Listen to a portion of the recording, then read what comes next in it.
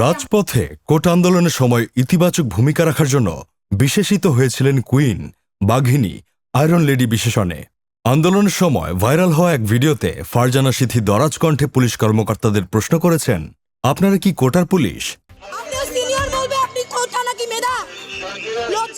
তবে তিনি নেতিবাচকভাবেও পরবর্তী সময়ে ভাইরাল হন।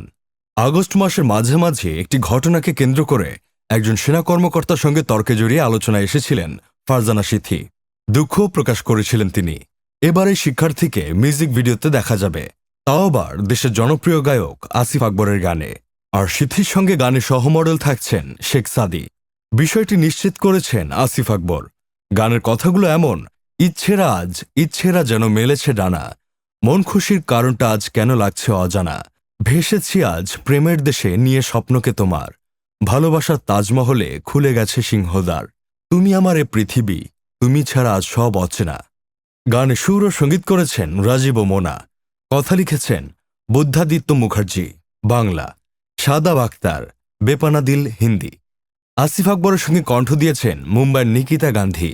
এই বিষয়ে আসিফ আকবর বলেন, মুম্বাই ফিল্মের মিউজিক ডিরেক্টর রাজীব রায় চৌধুরী ভালোবেসে গানটি আমাকে উপহার দিয়েছেন। গানটি প্রথমে বাংলা, পরে হিন্দি, 2 ভার্সনে রিলিজ হবে। গানের রেকর্ডিং হয়েছে আরও 5 মাস আগে। এখন শুরু হবে গানের শুটিং।